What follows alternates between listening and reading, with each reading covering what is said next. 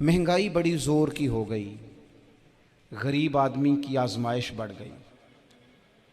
हमेशा महंगाई से गरीब लोग मुतासिर होते हैं। अमीरों की तो चीज़ें महंगी हो जाती हैं, वो तो सिंगल उन्होंने जमा की होती हैं, महंगी होती हैं तो डबल में बेचते हैं। गरीब पिसता है। लेकिन दुख की बात यह है कि हम एक दूसरे का साथ नहीं देते। मकरूज़ ज़हनी अज़ियत का शिकार है। 3 दिन है ना ईद के, तो एक जोड़े से भी गुजारे जा सकते हैं। हमने इस ईद पे कोशिश करनी है कि हमारी गली में, हमारे मोहल्ले में, हमारे दाएं बाएं थोड़ा सफ़र करें, बच्चों को देखें, सरकारी स्कूल से निकलते बच्चों को देखें, मसाजिद मदारस से निकलते बच्चों को देखें।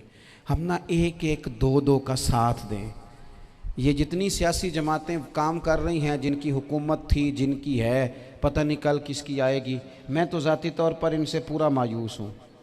मुझे तो नहीं लगता कि जितने लोग आज तक हुकूमत कर चुके हैं, बार बार आते हैं या पिछली हुकूमत गई है, इनके पास कोई प्लान ही नहीं है। ये तो बेचारे एक दूसरे की टांगें खींचने के अलावा ना कुछ कर सके हैं, ना उम्मीद है कुछ करेंगे। लेकिन गरीब की तकलीफ़ बढ़ गई है। मेरे पास 20 लोग आते हैं, आते तो वो दुआ का कहने हैं, आते तो सिर्फ ये बताने हैं कि इस मुश्किल में हूँ, दुआ करना। लेकिन दोस्तों, लोगों की बातें सुन के बड़ी तकलीफ़ होती है। हम क्या किसी की मदद कर सकते हैं? हमारे लिए तो मदारस चलाने मुश्किल हैं, लेकिन लोग अज़ियत का शिकार हैं। ज़हनी कर्ब के नीचे लोग आ गए। इतनी बड़ी अज़ियतें खड़ी कर दी गई हैं। थोड़ा थोड़ा देखो, 2 का खाना 3 भी तो खा ही सकते हैं ना, 3 का खाना 4 भी तो खा ही सकते हैं ना। मेरे महबूब ने हमें ये नहीं कहा था ज़्यादा गोश्त पकाना, बल्कि रसूल पाक ने तो रंग ही बड़ा सादा दिया है। करीम ने फरमाया, आयशा शोरबा ज़रा ज़्यादा कर लो, पड़ोसियों को भी सालन दे देंगे। थोड़ा शोरबा ज़्यादा कर लो, इसी को बढ़ा लो, थोड़ा शोरबा बढ़ा लें, थोड़ा थोड़ा एक दूसरे की मदद करें, दस्त शफ़क़त रखें। गलियों में सुनसान लोग, अब तो लोग एक दूसरे से दुख भी नहीं कहते, वो कहते हैं देना किसी ने है कुछ नहीं, और तमाशा अलग से बन जाएगा। दोस्तों, हमने खुद एक दूसरे का हाथ बटाना है। जो लोग साहिब सरवत हैं, देखो एक ही बाप की औलाद होती है, एक को अल्लाह बड़ा नवाज देता है, 2-3 कमज़ोर रह जाते हैं। उसको चाहिए वो दूसरों पे दस्ते शफ़क़त रखे। एक गली में सारे लोग एक ही कबीले के, एक ही इलाके के, एक आगे निकल गया है, उसे चाहिए वो दूसरों का ख्याल करे। ये ज़रूरी नहीं कि सामने वाला आपका शुक्रिया भी अदा करे। हज़रत आयशा सिद्दीक़ा रज़ी अल्लाह ताला अन्हा, अम्मा जी एक कनीज़ रखी हुई थी, हज़रत उस्मान गनी ने दी थी कि आपकी खिदमत करेंगी। तो वो कनीज़ कहती है कि अम्मा जी तो मेरी भी रोटियां पका देती थी, वो तो मेरे लिए भी खाने का अहतमाम कर देती थी, लेकिन कोई दरवाज़े पे अगर मांगने आता तो हज़रत आयशा सिद्दीक़ा मुझे कहती इसे खैरात दे आओ। तो मैं कहती अम्मा जी ये काम तो लोग दौड़ के करते हैं और आप ये मुझे कह रही हैं मैं कर दूं? तो हज़रत आयशा फरमाती जब कोई बंदा किसी को देता है तो वो शुक्रिया अदा करता है। मैं चाहती हूँ वो शुक्रिया भी तेरा ही अदा कर जाए, मैंने जो अजर लेना है वो रब की बारगाह से लेना है। तो हमारे यहाँ कुछ लोग समझते हैं कि सखावत सिर्फ रमज़ान में ही करनी है, और रमज़ान में सवाब ज़्यादा है, वरना राशन वंडन वाले लोग को ईदों बाद भी भूख लग दीजिए, ईद के बाद भी उसी तरह ही गरीब के साथ पेट होता है, लेकिन तवज्जो नहीं। इल्म का लुग़वी माना जानने के होते हैं। इल्म हासिल किया जाता है किसी चीज़ की मारिफत को हासिल करने के लिए। जब हम कोई इल्म हासिल करते हैं तो हम ये चाहते हैं कि हमें उस चीज़ के नफ़ा और नुकसान का पता चल जाए। और जब हम दीनी इल्म हासिल करते हैं तो उसका मकसद ये होता है कि हमें रज़ाइल और खसाइल इन दोनों की खबर हो जाए। खैर क्या है, शर क्या है, उसमें तमीज़ का मलका हमें नसीब हो जाए। अच्छाई और बुराई खुलकर हमारे सामने वाज़े हो जाए, ये मकसूद होता है इल्म से। इल्म से, तालीम से मकसद ज़्यादा बातें करना नहीं होता।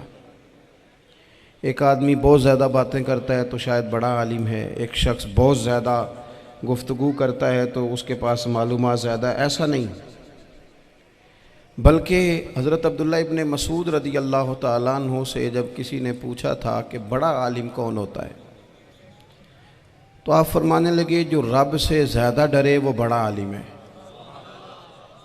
और दलील उन्होंने ये दी कि अल्लाह करीम ने कुरान मजीद में फ़रमाया है कि इन्नमा यख्शल्लाह मिन इबादिहिल उलमा, अल्लाह के बंदों में से जो आलिम हैं वो रब से डरते हैं। तो दीनी तालीम, उसकी मालूमात हासिल करने की कोशिश करें, सही करें। कुरान मजीद की एक आयत करीमा का कुछ हिस्सा जो मैंने तिलावत किया, उसमें अल्लाह करीम ने फ़रमाया अपने महबूब से, कहा वकुर रब्बि ज़िदनी इल्मा, ए महबूब आप मेरी बारगाह में ये दुआ मांगें, आप ये अर्ज़ करें कि ए रब मेरे इल्म में इजाफ़ा कर दे, ए मालिक मेरे इल्म में इजाफ़ा कर दे। बहुत सारी चीज़ें ऐसी होती हैं जिनकी ज़्यादती ठीक नहीं होती, वो ज़्यादा हो जाए तो नुकसान करती हैं, लेकिन इल्म एक ऐसी चीज़ है कि जिसके बारे में रब करीम ने कहा कि महबूब आप दुआ मांगें कि आपको ज़्यादा इल्म दिया जाए। और फिर इल्म एक ऐसी चीज़ है कि कोई भी आदमी ये दावा ना करे कि मैंने अब बड़ा हासिल कर लिया है, मेरी अब तकमील हो गई है, मैं अब मुकम्मल हो गया हूँ। जिनको अल्लाह ने गैब के ख़जानों की कुंजियाँ दी हैं ना, उनसे भी रब करीम ने कहा है कि महबूब आप दुआ करें कि मालिक मेरे इल्म में इजाफ़ा कर दे। तो जब वहाँ तक ये बात है तो फिर आम आदमी को भी चाहिए कि वो अपनी मालूमात में इजाफे का शौक़ पैदा करे। और तीसरी बात ये कि जो हुजूर के इल्म शरीफ पर बात करते हैं वो भी इस आयत से सीखें कि हुजूर का इल्म तो हर रोज़ रब उसमें इजाफ़ा फरमा रहा है, तो हर रोज़ इजाफ़ा हो रहा है। वलल आखिरतु खैरुल लका मिनल ऊला, हर रोज़ तरक्की हो रही है हुजूर के इल्म शरीफ की भी। तो हमारे यहाँ ज़्यादातर लोग बात इसलिए सीखते हैं कि मैं कोई कहीं से मसला सीखूँगा फिर जाके अपनी मस्जिद के इमाम को तंग करूँगा कि वहाँ तो मैं ये सुन के आया हूँ तो यहाँ ये काम क्यों नहीं होता। मैं कोई बात सीखूँगा तो फिर मैं उससे बहस का दरवाज़ा खोलूँगा। इल्म का मतलब ही अपने आप को संवारना है। मालूमात हासिल करने का मतलब ये कि आपके अमल में पुख्तगी आए, आपके किरदार में पुख्तगी आए, आपने जो सीखा है आप उसके मुताबिक अपने आप को ढालें।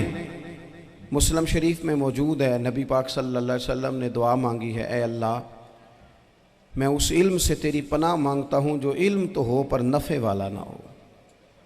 जिस बंदे के इल्म ने उसे नफ़ा नहीं दिया, वो कुछ सीख नहीं सका उससे, तो उसका इल्म किसी को क्या नफ़ा देगा।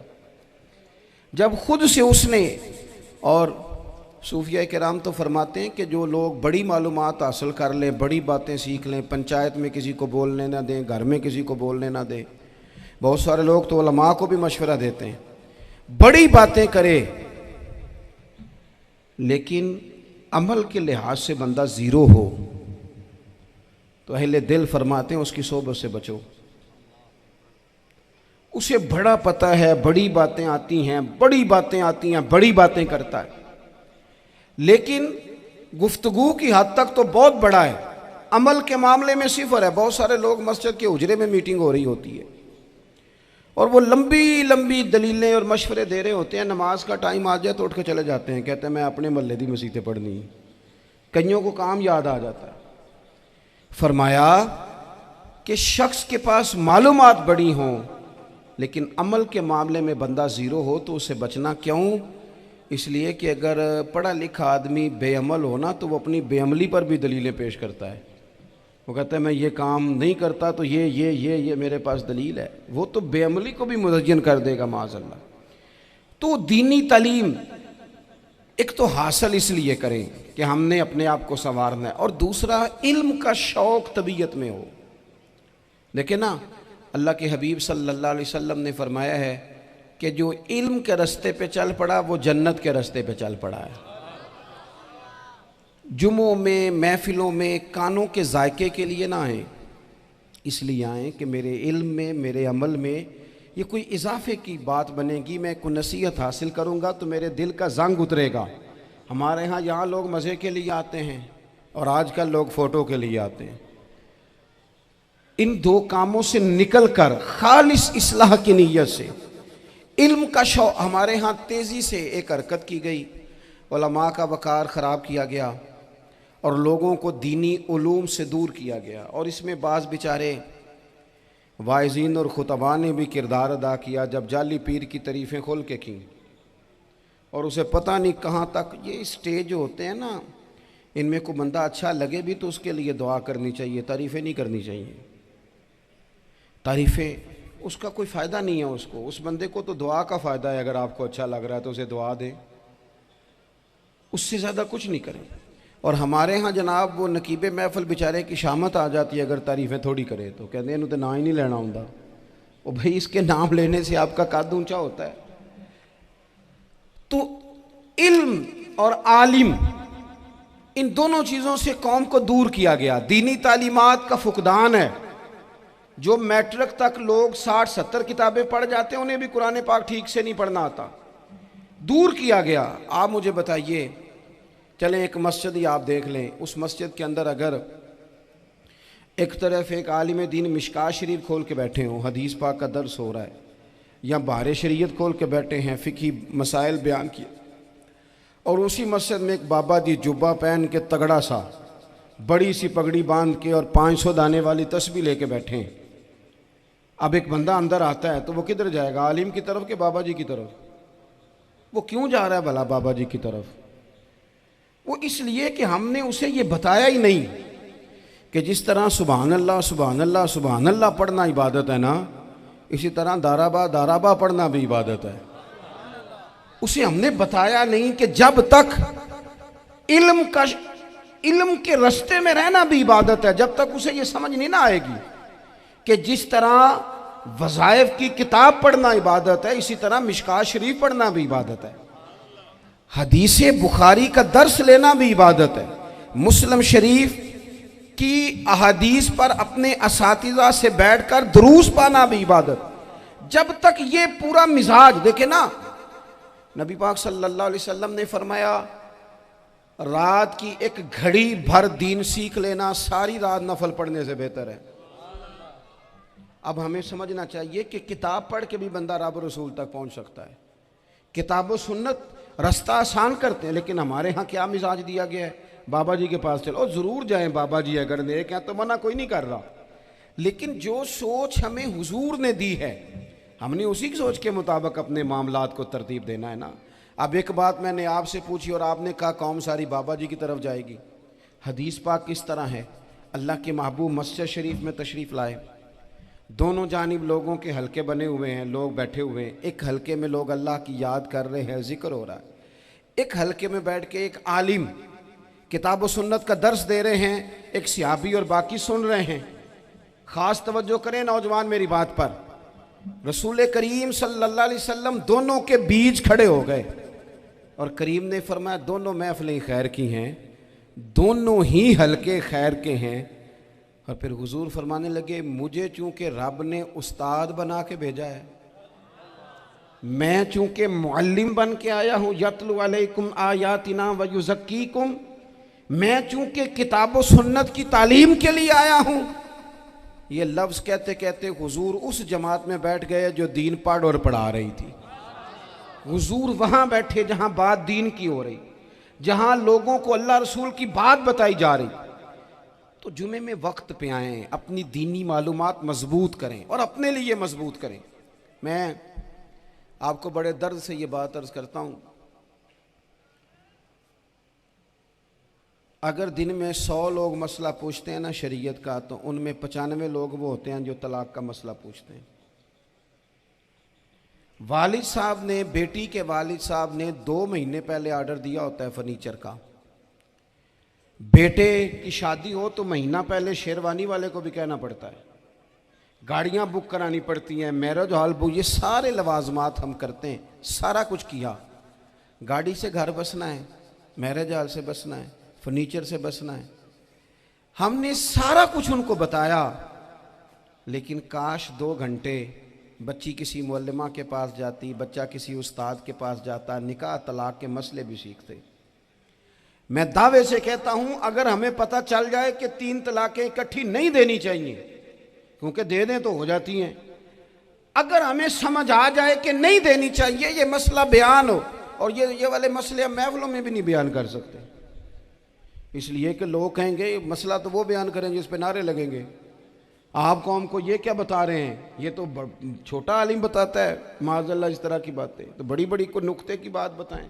वो जिस तरह हमारे यहाँ वो 1 घंटा पहले नहीं कहते तगड़े हो जो मैं जुमला देने लगा, वो पता नहीं जुमला आ रहा है कि एटम बम आ रहा है, तैयार हो जाओ, जो मेरा जुमला ज़ाया ना करना, इधर भाग के चला गया उधर भाग के आ जाओ। अल्लाह जाने वो जिस तरह कभी लगता है ना पटारी से, अल्लाह जाने क्या निकलेगा, मैं जुमला देने लगा हूँ। तो मैं कहता हूँ तू आराम से बैठ के भी जुमला दे दे, तेरे जुमले से क्या निकलेगा। और तू जुमला ना दे, हमें कोई आयत दे, तू जुमला छोड़ हमें कोई हदीस पाक सुना। यानी हर नकीब, हर खतीब, हर नात खा उठ के कहता है सारा कुरान ही हुजूर की तारीफ है। और भाई अगर सारा कुरान हुजूर की तारीफ है तो चंद आयतें पढ़ दे फिर तू भी। तूने पढ़ी तो एक भी नहीं और तू कहता जा रहा है सारा कुरान ही हुजूर की तारीफ है। ये वाली तारीफ भी तो सुनाना कौम को, जो ये बच्चे इनके उस्ताद इन्हें सिखा रहे हैं और ये सीख रहे हैं, इस तरफ भी तो सफ़र करें। तो मेरे अजीज, अगर लोगों को मसाइल का पता चले तो सैकड़ों घर बच जाएं तबाह होने से, बड़े बड़े घर बच जाएं, लेकिन मसाइल नहीं आते। मेरे पास मसला पूछने के लिए कुछ लोग आ गए तो 4-5 साल का बच्चा भी था जिसके वालिद ने गुस्से में अपनी बीवी को 3 तलाकें दी थी। तो छोटा सा बच्चा, कपड़े भी फटे पुराने, और हालत बता रही थी कि गरीबी है। तो जब मैंने मसला बताया कि 3 तलाकें हो गई हैं तो वापस जाने लगे। तो बच्चा मुझसे कहता है, देहाती आदमी, तो कहने लगा मौलवी साहब मेरी अम्मा ते नानी कहनी असन पूछ के आई आप कि हुण असीं लहदा लहदा ही रहना है। तो उस बच्चे की नौनिहाल की वो कैफियत देखी तो मैं रो पड़ा। मैंने कहा यार ये बच्चा बेचारा माँ बाप के होते हुए ये यतीमों जैसी ज़िंदगी गुजारेगा क्योंकि बाप ने तलाक दे दी। किस तरह मसाइल नहीं बताए लोगों को, तालीम से आगाह ही नहीं किया। और इसमें बहुत बड़ा जुल्म है उन लोगों का भी जो जनाजे पे खड़े होके तो कह देते हैं, मेरी तरह के लोग अच्छे उलमा की बात नहीं करता, वो कह देते हैं देखो जिन लोगों को जनाजा नहीं आता, भैया आपने किस दिन इशा के बाद क्लास लगाई थी जनाजा सिखाने की? ये तो आपने कह दिया लोगों को कुरान जी ठीक नहीं आता। तो यहाँ तो बेचारी बीबियाँ जिनको सही पढ़ना नहीं आता वो मिशन बना लेती हैं कि मैंने इतने 100 को कुरान पाक पढ़ाना है, बेवा हो गई हूँ, तलाक याफ्ता हो गई हूँ, सारी ज़िंदगी कुरान पढ़ाऊँगी। हम क्यों ये मिशन नहीं बनाते, क्यों इस तरफ सफ़र नहीं करते? एक तो दीनी मालूमात में, दीनी उलूम में अपने आप को लगाएं और ज़ौक़ पैदा करें कि जो चीज़ें मुझे नहीं आती मैंने वो सीखनी है, जो मामलात मुझे नहीं आते मैंने उनकी तरफ सफ़र करना है। एक तो अपना ये मिजाज बनाएं। और जब आप दीनी उलूम सीखते हैं तो पता है कौन सा मंज़र कायम होता है? मंज़र वो बनता है कि हज़रत अबू हुरैरा भी दीन सीखा करते थे, हज़रत अब्दुल्ला इब्ने उमर भी असहाबे सुफ़ा में रहा करते थे, हज़रत अनस बिन मालिक भी रहा करते थे। और ऐसा मंज़र बनता है कि हज़रत सैयदा खतीजतुल कुबरा रज़ी अल्लाह तआला अन्हा फरमाती हैं, सैयदा फ़ातिमा हुजूर की गोद में बैठी होती थी और नबी पाक से बातें पूछती थी और हुजूर उन्हें बता रहे होते थे। सैयदा आयशा हुजूर से दीन की बातें पूछती। चौथा हिस्सा हमारी फ़िक़्ह के उसूल हज़रत फ़ातिमा की, हज़रत आयशा सिद्दीक़ा की मरवियात पर मबनी है। अगर हमारी बच्चियां छोड़ दें डाइजेस्ट पढ़ना, छोड़ दें इधर उधर की मूवी देखना और वो किताब व सुन्नत पर आ जाएं तो बहुत सारे मसाइल ऐसे हैं जो उलझने से पहले ही सुलझे हुए हों। दीनी तालीम का मिजाज और ज़ौक़। और दूसरी आयत करीमा मैंने तिलावत की, अल्लाह करीम ने कुरान मजीद में फरमाया, या अय्युहल्लज़ीना आमनू कू अनफुसकुम व अहलीकुम नारा, है ईमान वालों खुद भी दोज़ख की आग से बचो और अपने घर वालों को भी बचाओ। ओ वालिद, वो माँ जो बच्चों को भूख से बचाने के लिए मेहनत करती है, उनको मायूसी से बहुत सारे माँ बाप ऐसे होते हैं जिनके पास कपड़े लेने के पैसे नहीं होते ईद पे। क्यों? अजान शुरू होगी जी। अजीज़ भाई, जिस तरह हम अपने बच्चों को देखें, बहुत सारे माँ बाप के पास गुंजाइश नहीं होती, लेकिन इस नीयत से कि बच्चों के दिल टूट जाएंगे, ईद पे कैसे गुजारा करेंगे, मुश्किल से भी कपड़े ख़रीद के देते। इस तरह हम अपने बच्चों को भूख से, प्यास से, मायूसी से बचाते हैं। इस तरह हमारे रब ने हमारे ज़िम्मे लगाया है कि तुम अपने बच्चों को कोशिश करो दोज़ख की आग से बचाने की। हज़रत उमर फ़ारूक रज़ी अल्लाह तआला अन्हु ने अर्ज़ किया था, या रसूल अल्लाह सल्लल्लाहु तआला अलैहि वसल्लम, इस आया करीमा का माना क्या है? तो महबूब करीम अलैहिस्सलाम ने फरमाया, उमर, जिन चीज़ों का अल्लाह तुम्हें हुक्म देता है, तुम अपने घर वालों को उन चीज़ों का हुक्म दो। जिन चीज़ों से रब रसूल तुम्हें मना करते हैं, अपने घर वालों को उनसे रोको। अपने घर के अंदर निफाज दीन करने की कोशिश करो। मेरे भाई, बहुत ज़्यादा आजमाइश है हमारे घरों में, बेचैनियाँ हैं, इस्तराब है, बच्चों में सख्ती है, बहन भाई एक दूसरे के साथ लड़ते हैं, मिजाजों में तलखी आ गई। क्यों भला? इसलिए कि माँ बाप को जो बेहतरीन किरदार और जो हसीन तरीका घर में अपनाना चाहिए था, बच्चे तकरीर बाहर से सुनते हैं लेकिन वो फॉलो अपने माँ बाप को करते हैं। अगर माँ बाप में हौसला हो, सब्र हो, इत्मीनान हो, खुददारी हो, थोड़े पर गुजारा करने का मिजाज हो। देखे ना, आज डिप्रेशन है, टेंशन है, पैनिक्स अटैक्स हैं, बड़ी सारी चीज़ें आ गई हैं। क्यों भला? सब्र नहीं, तहम्मुल नहीं, बुर्दबारी नहीं। आजमाए। एक दिन एक बच्चा मेरे पास आ गया मदरसे का और आके वो रोने लगा। मेरे घर वाले कहने लगे खाना छोड़ दें, पहले इसकी बात सुन ले। मैंने कहा पुत्र क्या हुआ, किसी ने मारा है किसी उस्ताद ने? कहने लगे नहीं हजरत, घर फ़ोन किया था तो मेरी अम्मा और अब्बा की लड़ाई हो रही है। बच्चा कांप रहा है, टांगे कांप रही हैं। मैंने कहा क्या हो क्या गया तुम्हें पुत्र, लड़ाई हो रही है तो घरों में हो ही जाती है। कहने लगे नहीं, आपको पता नहीं, वो बड़ा सख्त लड़ते हैं। मेरे वालिद जब मेरी वालदा को मारने के लिए आगे बढ़ते हैं तो हम सारे चारपाइयों के नीचे छुप जाते हैं, हमें खौफ आता है, वो मंजर खतरनाक होता है। ये कौन तकलीफ दे रहा है अपने बच्चों को? यहाँ बैठे हमारे यहाँ मीलों दूर रहते थे उसके घर वाले, तो वो तकलीफ में था, तो घर में क्या कैफियत होगी? अगर हौसला हो, सब्र हो, कनात हो, अल्लाह के दिए हुए थोड़े रिस्क पर हमें राजी रहना आता हो, हमारे घरों में सुकून आए, इत्मीनान आए। हम जो ज़िंदगी बड़ी खुशी खुशी गुजार सकते हैं, हमारे मिजाजों का लालच, हमारी तबीयतों की बेराह रवी, हमारी झूठी अना का बुत, उन सारी चीज़ों को ख़त्म कर देता है। अपनी ज़िंदगी के अंदर अगर हम वो किरदार अपने बच्चों को दें, जिस किरदार में मोबाइल भी हो, जिसमें गाड़ी भी हो, जिसमें पैसे भी ला के अब्बा दराज में रखता हो, लेकिन वालिद का घर में मुसल्ला भी मौजूद हो, उसकी कोई तस्बीह भी हो, वो ये भी कहता हो कि खुदा ने अपने फजल से आज 5,000 दिया है तो इसमें 1,000 गरीबों का भी है, इसमें थोड़ा सा मैंने अल्लाह की रिजा के लिए भी रखा है। अगर कोई मुश्किल आ जाए तो वो बाप और माँ को सब्र करता हुआ देखते हो। अगर एक बाप कर बात करे तो दूसरा बर्दाश्त करता हो। खुदारा अपनी औलादों को इस अजियत का शिकार न करो। अपने घरों के अंदर वो खुददारी, वो प्यार, वो वक़ार, वो मोहब्बत, वो अंदाज। आप थके हुए हैं, कोई शक नहीं, आप बहुत सारे मसाइल का बाहर शिकार होंगे, कोई शक नहीं, लेकिन आप बाहर से थक के आए हैं। और अगर आप बाहर अपनी फैक्ट्री के मालिक हैं और दफ्तर के बड़े हैं तो घर में भी तो आप बड़े हैं ना। आपकी माँ भी तो इंतज़ार कर रही है, उसने भी तो दुखड़ा सुनाना है ना आपको। आप ये देखिए कि आपके बच्चे भी तो इंतज़ार कर रहे हैं, वो चाहते हैं कि अब्बा आके बैठे तो हम उनके सीने पे चढ़ के थोड़ा खेलें। आपकी अहलिया मुंतज़िर हैं। कुछ बातें बीवी किसी और से नहीं कह सकती, सिर्फ अपने शौहर से कहती है, लेकिन वो तो आते ही जलाल में आ गए साहब। वो कहने लगे तू बड़ी नालायक है, मैं थका मांदा आया हूं और तूने मुझे कहानी सुना दी है। वो उस खातून से शिद्दत के साथ पेश आने लगे। मेरे रसूल पाक की हयात नूर को देखो, हज़रत उम्मे ऐमन हुज़ूर की रज़ाई वालदा हैं, उनकी भी खिदमत हो रही है। हज़रत हलीमा सादी आ रही हैं तो खिदमत हो रही है।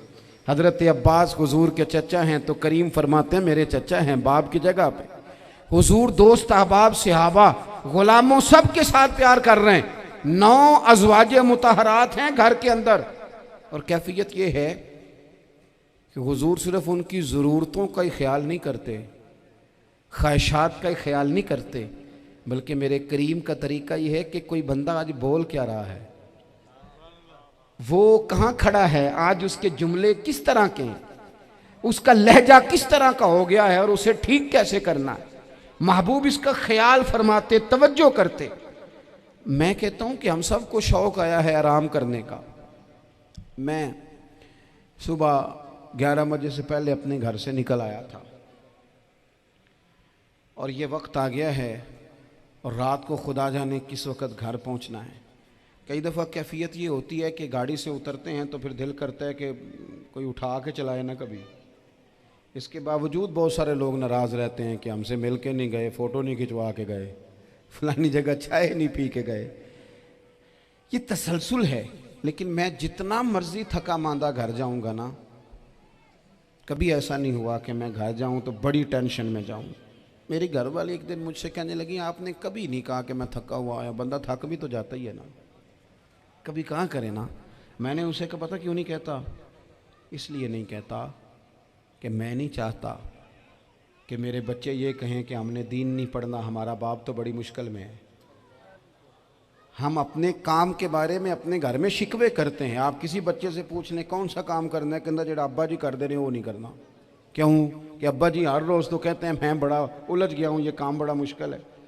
मैं चाहता हूँ कि मैं अपने बच्चों को ये बताऊँ कि पुत्र मैं तो जिधर जाता हूँ फूल ही फूल हैं, मैं तो जिधर से गुजरता हूँ मोहब्बत ही मोहब्बत है, मैं तो जिधर से देखता हूँ दुआएं ही मिलती हैं, ताकि उनका शौक पैदा हो।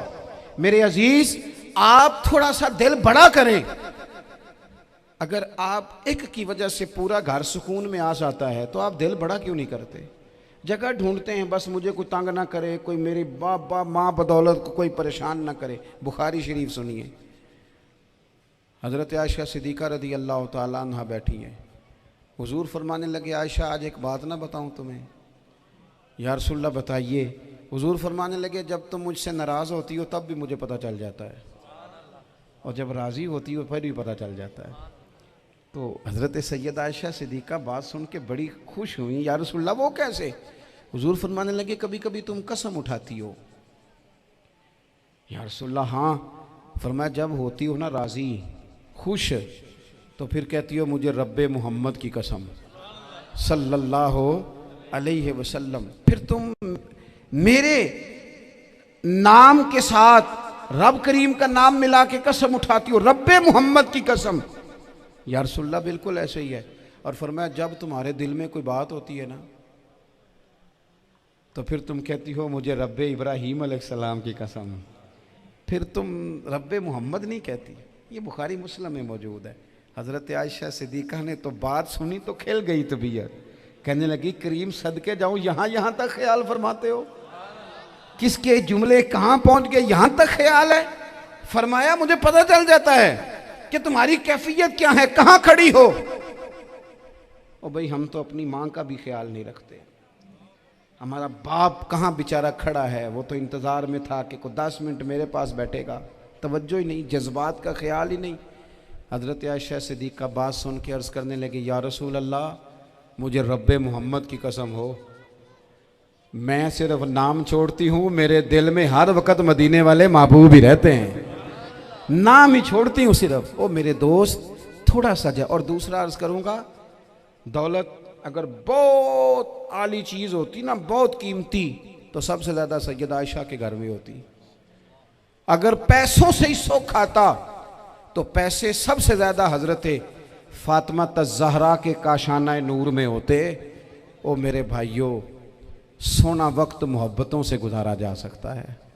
ओ भाई, मैंने तो अपने घर में ये देखा कि मेरे वालिद साहब गर्मी आती तो फरमाते, ओ लो भाई तुहानू हुण परवाह नहीं, मैं तुहाडे पड़ोले च दाने पा दिते ने ते तुहाडी माँ ने मर्तबान च अचार पा दिता है, लो अब तुम्हें कहीं जाने की ज़रूरत नहीं पड़ेगी। इस पे भी वक्त बड़ा अच्छा गुजरता था, इस पे भी टाइम बड़ा अच्छा। 6-6 खाने खा के बच्चे नखरे कर रहे हैं। मैंने अपने वालिद साहब से एक दिन कहा, मैं क्या अब्बा जी तुहानू पसंद की है? फरमान लगे, पुत्र जे तो लगी होवे भुख फिर तो हर शाही, और अगर भूख ना हो तो फिर नखरे ही नखरे हैं, फिर क्या पसंद होना है? तबीयत नहीं। अपने घरों में अपने दोस्तों में इत्मीनान पैदा करें, इस तरह से बाहर आएँ। और एक बात और अर्ज़ करनी है, याद रखना, तकरीर बाहर चलती है, घर में नहीं चलती। घर में अमल चलता है। घर जाके आप लेक्चर देना, नमाज़ पढ़ा करो, नमाज़ पढ़ा करो, नमाज़ पढ़ा करो, नमाज़ पढ़ा करो, तो कोई नहीं पढ़ते घर वाले। आप घर में नमाज खुद शुरू कर दें। नबी पाक सल्लल्लाहु अलैहि वसल्लम ने फरमाया, घरों को कब्रिस्तान ना बनाओ, कुछ नफली नमाजें घर में भी पढ़ा करो। अल्लाह के प्यारे रसूल सल्लल्लाहु अलैहि वसल्लम का घर मस्जिद नबी के बिल्कुल साथ है, दरवाज़ा हुजूर के घर का मस्जिद में खुलता था। लेकिन नबी करीम सल्लल्लाहु अलैहि वसल्लम क्या करते थे? हज़रत आयशा सिद्दीक़ा फरमाती हैं तहज्जुद की नमाज घर में पढ़ा करते थे। घर में हुजूर तहज्जुद की नमाज पढ़ते, अगरचे घर में दुश्वारी थी, कुछ इबादात कुछ नमाजें घर के अंदर भी इंसान पढ़े। आखिरी गुजारिश आप हजरात से करनी है, इतना बड़ा मजमा है, इतने सारे लोग तशरीफ़ लाए हैं, एक गुजारिश आप हजरात की खिदमत में रख के बस मैंने बात को समेटना है। दो बातें मैंने आपकी खिदमत में अर्ज़ की हैं, एक तो दीनी इल्म का ज़ौक़ पैदा करें और दूसरा अपने घरों में थोड़ा ठहराव लाएं। थोड़ा सा अपने ये बच्चों के दस्तार फजीलत का इज्तिमा था, इसलिए मैंने ये बात अर्ज़ की, अपने घरों में थोड़ा हौसला कनात लाएं। हज़रत आयशा सिद्दीक़ा रज़ी अल्लाह तआला अन्हा फरमाती हैं ऐसा नहीं था कि हमारे घर के अंदर माल नहीं आता था, अल्लाह के फजल से बड़ा कुछ आता था, लेकिन फरमाती हम इसार कर दिया करते थे। हुजूर का मिजाज इसार कर देने का है। याद रखना, शम्मा से अगर कई शम्मे जल जाएं तो इसकी रोशनी में कभी कमी नहीं आती। हज़ारों दिए भी जल जाएं तो ये दिए मांद नहीं पड़ते। महंगाई बड़ी ज़ोर की हो गई, गरीब आदमी की आजमाइश बढ़ गई। हमेशा महंगाई से गरीब लोग मुतासिर होते हैं। अमीरों की तो चीज़ें महंगी हो जाती हैं, वो तो सिंगल उन्होंने जमा की होती हैं, महंगी होती हैं तो डबल में बेचते हैं। गरीब पिसता है। लेकिन दुख की बात यह है कि हम एक दूसरे का साथ नहीं देते। मकरूज़ ज़हनी अज़ियत का शिकार है। 3 दिन है ना ईद के, तो एक जोड़े से भी गुजारे जा सकते हैं, एक से भी। अक्सर लोग तो वैसे ही ईद की नमाज़ पढ़ के सो जाते हैं, और जो बेदार भी हैं वो भी कपड़े बदल करके जानवर के ज़िबा में मशगूल हैं। हमने इस ईद पे कोशिश करनी है कि हमारी गली में, हमारे मोहल्ले में, हमारे दाएं बाएं थोड़ा सफ़र करें, बच्चों को देखें, सरकारी स्कूल से निकलते बच्चों को देखें, मसाजिद मदारस से निकलते बच्चों को देखें। हम ना एक एक दो दो का साथ दें। ये जितनी सियासी जमातें काम कर रही हैं, जिनकी हुकूमत थी, जिनकी है, पता नहीं कल किसकी आएगी, मैं तो ज़ाती तौर पर इनसे पूरा मायूस हूँ। मुझे तो नहीं लगता कि जितने लोग आज तक हुकूमत कर चुके हैं, बार बार आते हैं या पिछली हुकूमत गई है, इनके पास कोई प्लान ही नहीं है। ये तो बेचारे एक दूसरे की टांगें खींचने के अलावा ना कुछ कर सके हैं, ना उम्मीद है कुछ करेंगे। लेकिन गरीब की तकलीफ़ बढ़ गई है। मेरे पास 20 लोग आते हैं, आते तो वो दुआ का कहने हैं, आते तो सिर्फ ये बताने हैं कि इस मुश्किल में हूँ, दुआ करना। लेकिन दोस्तों, लोगों की बातें सुन के बड़ी तकलीफ़ होती है। हम क्या किसी की मदद कर सकते हैं? हमारे लिए तो मदारस चलाने मुश्किल हैं, लेकिन लोग अज़ियत का शिकार हैं। ज़हनी कर्ब के नीचे लोग आ गए, इतनी बड़ी अज़ियतें खड़ी कर दी गई हैं। थोड़ा थोड़ा देखो, 2 का खाना 3 भी तो खा ही सकते हैं ना, 3 का खाना 4 भी तो खा ही सकते हैं ना। मेरे महबूब ने हमें ये नहीं कहा था ज़्यादा गोश्त पकाना, बल्कि रसूल पाक ने तो रंग ही बड़ा सादा दिया है। करीम ने फरमाया, आयशा शोरबा ज़रा ज़्यादा कर लो, पड़ोसियों को भी सालन दे देंगे, थोड़ा शोरबा ज़्यादा कर लो, इसी को बढ़ा लो, थोड़ा शोरबा बढ़ा लें, थोड़ा थोड़ा एक दूसरे की मदद करें, दस्त शफ़क़त रखें।